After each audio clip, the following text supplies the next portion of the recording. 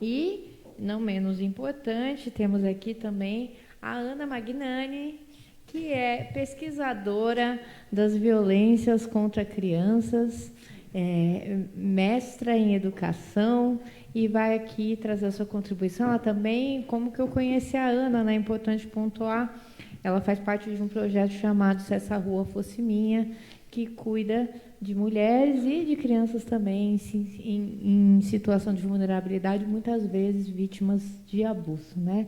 Muito obrigada por ter nos honrado aqui com a tua presença, Ana.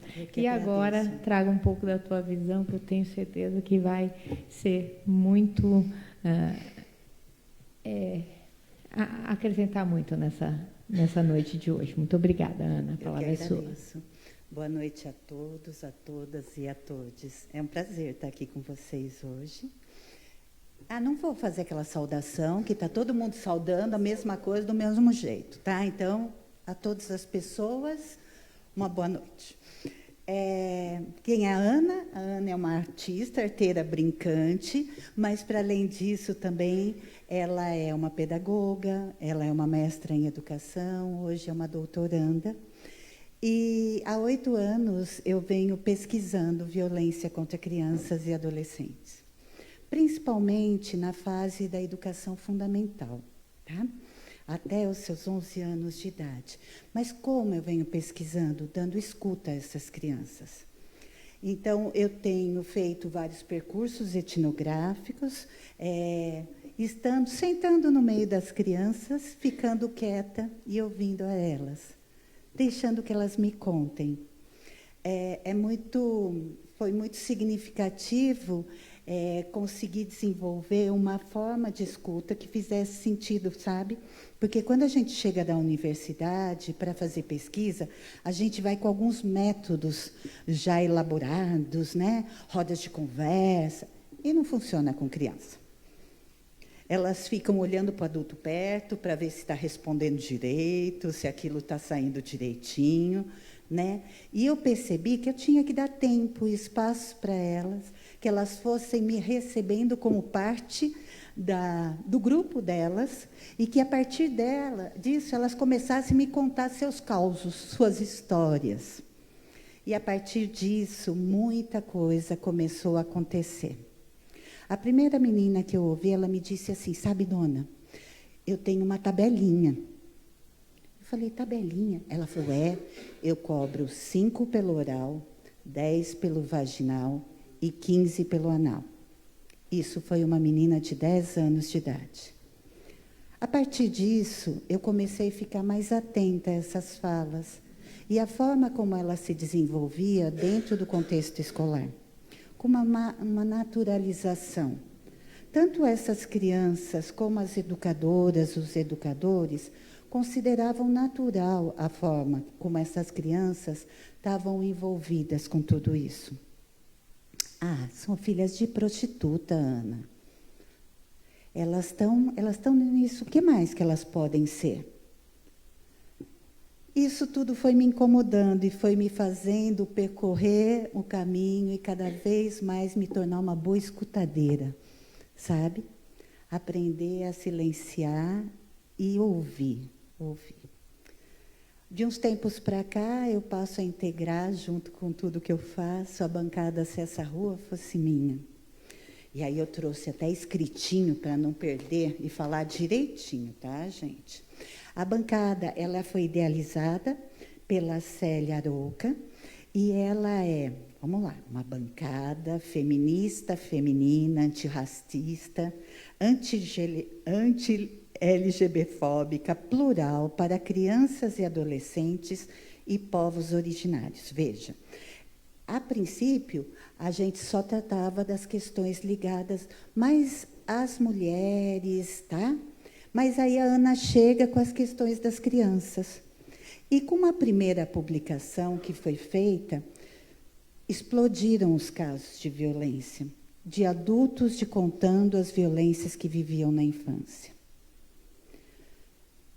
Eu dou risada com a Célia, que ela fala que eu trouxe um grande problema para a bancada, que é lidar com essas escutas. E aí a gente começou a mapear algumas coisas que eu acho que são importantes serem compartilhadas com vocês. Primeiro, existe uma grande naturalização da violência contra meninas e meninos em termos da prostituição, tá? Como se isso já fosse o caminho natural de certos corpos. Isso a gente tem que pensar. As denúncias não chegam, não são feitas denúncias nesses casos, porque essas crianças já são consideradas abjetas, tá? Já são descartadas pelo sistema. Existe uma grande subnotificação dos casos de abusos contra meninos, porque é uma vergonha social falar que um menino foi abusado sexualmente. Aos olhos da sociedade, ele se torna menos homem. Então, não há encaminhamento das famílias, em grande parte. E isso, de quem que nós ouvimos? Dos homens que foram abusados na infância. Eu já perdi a conta de quantas escutas eu tenho feito na bancada. Eu acho que a internet tem que se tornar um território neutro, asséptico. Então, as pessoas não sentem problema. Não é a mesma coisa que falar cara a cara. Elas mandam mensagens, tanto para a bancada como para mim, e falam, posso conversar um pouquinho? Porque muitos só precisam falar, sabe? A bancada, ela é composta por voluntárias. São hoje, acho que nós estamos em 50 e poucas mulheres do Brasil todo e também de fora do Brasil, prestando atendimento voluntário a quem quiser. Então, quem estiver nos assistindo e quiser acessar através do Instagram, a bancada Se Essa Rua Fosse Minha, nós temos psicólogas, psiquiatras, advogadas, terapeutas, nutricionistas, todas acolhendo essas pessoas. Nós fazemos uma primeira escuta, eu sou encarregada da escuta de violências, quando é na fase da infância, e depois dessa escuta, se a pessoa quiser, nós encaminhamos para os demais voluntários fazerem seus trabalhos. Aqui em Araraquara já somos 3. Eu, Li e Arthur atuando na bancada. Veja. Um outro dado relacionado é que nós estamos falando de relações de poder, não de desejo. Tá? Quem abusa do corpo infantil é porque sente poder sobre esse corpo.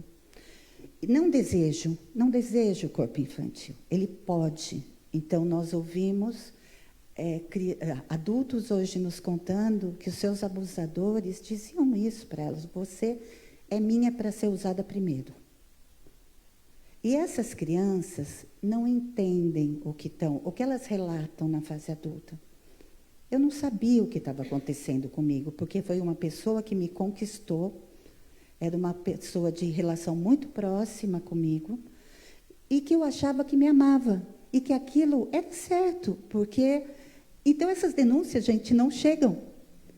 Porque na cabeça da criança não é errado, ela está confusa com tudo que ela está acontecendo, porque, na verdade, ela tem um segredo, né, um vínculo de segredo estabelecido, mas ela não sabe nomear o que está acontecendo com ela. E aí nós vamos por uma questão que eu considero fundamental, educação sexual nas escolas. Nós não podemos mais nos furtar desse debate. Precisa urgente ser implantado, porque a grande maioria dos que conseguiram sair da situação de abuso foi que um dia ouviram uma palestra na escola que dizia sobre alguma coisa relacionada ao sexo. E essas crianças, de repente, entenderam o que estavam vivendo. Vejam a importância disso. As crianças não entendem, elas precisam entender. Então, a educação sexual nas escolas é prioridade. Uma outra questão importante, quando nós falamos dessas violências, é pensar que nós temos muitos adultos vítimas de violência na infância, que carregam essas dores até hoje. E esses adultos, eles estão adoecidos. Eu posso trazer para vocês inúmeros relatos que eu estou lá colocando para mostrar como esses adultos, mulheres de 50, de 60, de 70 anos, que dizem, eu nunca contei isso para ninguém. Eu vivo à base de medicamento.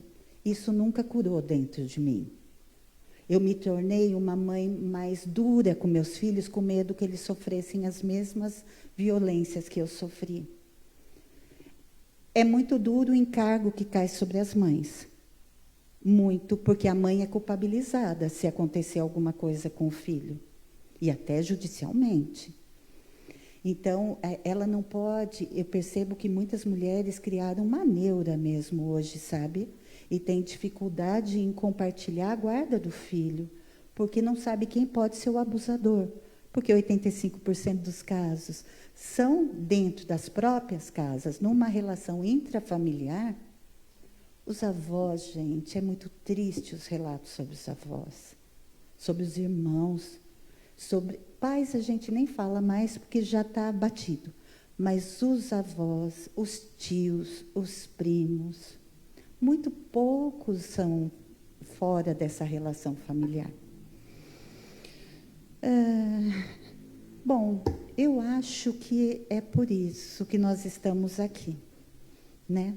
Para compartilhar esses conhecimentos, essas pesquisas. Eu continuo agora, estou em 2 doutorados, porque um não bastava para falar de tudo isso. Então, eu estou na Unesp e na UFMG, fazendo doutorado, e para discutir todas essas violências que interrompem sonhos, que interrompem vidas, que tornam as pessoas adoecidas em vida. Fórmula final não tenho, não, gente. Mas eu vejo assim, a maior necessidade é da educação sexual nas escolas, urgente. As crianças precisam entender o que está acontecendo com elas para poder denunciar. Tá bem? Então, eu deixo aqui, por último, de novo, no Instagram, a bancada, se essa rua fosse minha, também minha página, se quiser prosear, quiser conversar, nós estamos ali para ouvi-las. Nós temos, então, advogadas, voluntárias, psicólogas, pedagogas, nutricionistas, e nós acompanhamos muitas e muitas mulheres pelo Brasil todo, e até algumas no exterior. Tá? Portugal e Espanha já tem mulheres sendo atendidas pela bancada. Tá bom? Foi um prazer compartilhar com vocês. Muito agradecida. Ô, Ana, parabéns. Se você me permite, eu queria fazer uma pergunta para você. Pois não. Teve na tua fala, me chamou muita atenção, quando você fala da naturalização das pessoas que estão para acolher, para cuidar, para denunciar, e que elas não o fazem porque já foi banalizado. É comum. Isso é assustador. Não sei se foi só para mim. E aí, mas só para concluir, aí você, né, como uma pessoa que se coloca nesse papel, nessa função de escutar, de tentar encaminhar alguma ação para que isso não aconteça, você teve alguma ação em relação a essas pessoas? Ou em relação... porque senão é um crime de ação pública, né, se não foi feita nenhuma ação em relação a essas pessoas, porque a gente está falando de criança. A gente pode denunciar quando tem um crime de criança. Eu denunciei a violência que as crianças estavam vivendo, mas não os servidores que não estavam acolhendo, porque eu estava numa situação de pesquisadora dentro de uma escola, e quem está na universidade sabe o que é isso. Né? Então, assim, mas na educação, infelizmente, porque assim, é feito por pessoas, gente. Cada um leva para dentro. Se nós não desconstruirmos o machismo que existe dentro de nós, se nós, como educadores, não desconstruirmos todas aquelas violências que nos são ensinadas desde pequeno, nós vamos reproduzir aonde nós trabalhamos. Não adianta a gente achar que qualquer servidor, uma educadora, um médico, ele vai se comportar diferente do que aquilo que foi ensinado a ele desde pequeno, se não houver uma desconstrução disso. Só para concluir, Vamos. a gente está falando de crime. É crime. Então, não é essa desconstrução. Não, mas é crime. não entendem Alcindo como crime. Não é questão dele entender, ele praticou. Não é. Eu sei que não é simples, mas a gente tem que, como agentes, né, público se coloca à disposição, a gente tem que tomar alguma medida, gente. Eu estou louco. Porque o que eu fazia dentro da escola, eu fazia denúncia. Eu fazia na reunião dos professores, gente, olha... Tem que ser competente para atuar. Justamente.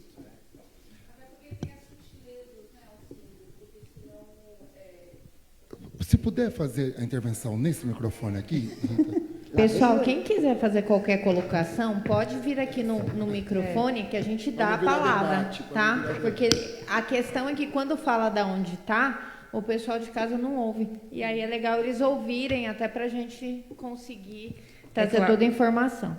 Claro que a gente não concorda com nenhum tipo de violência em lugar nenhum, como você disse, né, Ana? A gente vai ter isso na saúde, na educação, na cultura, sim, em todos os tipos de atendimento. Sim. E aí, da mesma maneira que a gente tem o racismo, o sexismo, são algumas culturas embrenhadas que, para a gente desvelar e, de fato, comprovar que essas existem, há necessidade de um outro trabalho. Então, essa denúncia, infelizmente, né, para a gente refiná-la e concretizá-la, a gente precisa cumprir vários passos, porque senão ela é muito sutil, né, que é a perversidade mesmo das relações sociais do nosso país, né, de como isso acontece, porque a gente vai ver o racismo também, a gente vai ver o sexismo, e como tudo isso, dentro desse construto social, né, do Brasil, e se desvela em todos os outros serviços, infelizmente. Ótimo, entendi. Eu não queria fazer um debate, até porque não é essa a proposta, mas eu queria aconselhá-los. Aqui na Câmara existe um fosso ideológico entre os grupos políticos que a sociedade acho que nem imagina o tanto que é os conflitos que a gente tem aqui por posição ideológica. E isso faz parte de um processo democrático. Mas eu queria aconselhar que vocês pudessem ver, e já que estamos falando de política pública aqui, e essa é uma que precisa ser efetivada, por isso que eu vou citar, o programa Filhos do Sol. Se a gente pudesse dar uma olhadinha, uma passeada, enquanto agente público, para poder pensar e prolongar e entender, vai bater muito de frente com o que o vereador está colocando, porque assim, tem hora que é isso mesmo, a ação é institucional. Eu não saio ofertando possibilidades fora do que a lei me permite. Corretíssima a sua atuação. Mas conhecer política pública efetiva nas realidades em que nós estamos, talvez seja um convite para a sociedade para vir para o assunto. Então, claro que todos vocês poderiam me contar N situações, mas eu aconselho que a gente possa dar uma atenção, porque não é uma política de Estado, é uma política de governo. Mudou o governo, pode ser que seja abandonado, e a demanda está aí, gritando por atenção. Era a minha participação para agora. Obrigado.